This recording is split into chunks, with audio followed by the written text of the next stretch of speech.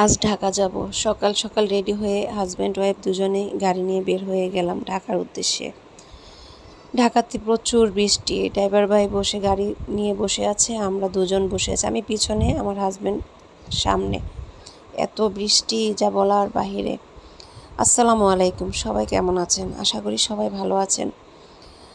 আমিও ভালো আছি আলহামদুলিল্লাহ। ছেলের কাছে যাব, ছেলের কিছু দরকারি জিনিসপত্র ছিল, দিয়ে আসতে হবে উত্তরা।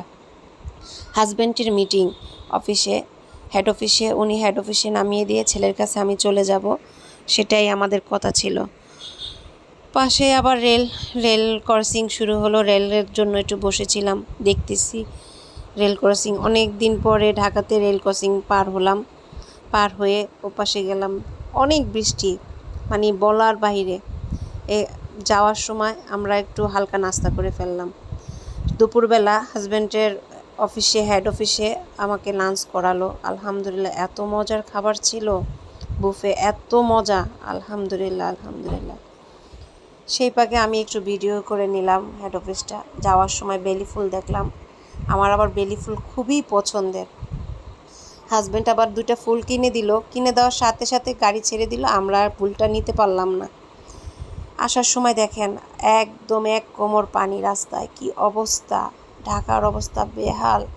একটু বৃষ্টি হলেই ঢাকার অবস্থা একদম পানি গাড়িতে ঢুকে যায়, এমন অবস্থা। রাত্রে আসার সময় মিয়ামিতে নামলাম, মিয়ামিতে নেমে হালকা পাতলা একটু রুটি সবজি খেলাম। আমার আবার মিষ্টির শখ অনেক, তাই একটু মিষ্টি খেলাম। যদি আমার ভিডিওটা ভালো লেগে থাকে তাহলে একটু লাইক কমেন্ট শেয়ার করে দেবেন। আর আমার ইউটিউব চ্যানেল আছে আমার গল্প তাফরিয়া, ওখানে যেয়ে একটা সাবস্ক্রাইব করে দিবেন। আর যদি ভালো না লাগে ইগনোর করে দিবেন। দেখেন তাদের আতিথেয়তা, গরম পানি আর লেবু দিয়ে পরে হাত ধোয়াইছে। একটু যদি চা না খাই তাহলে কি হয়? রাত্রে তখন 12:30, 2 কাপ চাও খেয়ে ফেললাম সাথে। আসার সময় আমি একটু ভিডিও করে নিলাম পুরোটা রেস্টুরেন্ট। আমার হাজব্যান্ড বসে আছে। আমার আবার মিষ্টি দেখলেই খুব ইচ্ছে করে মিষ্টি খাই।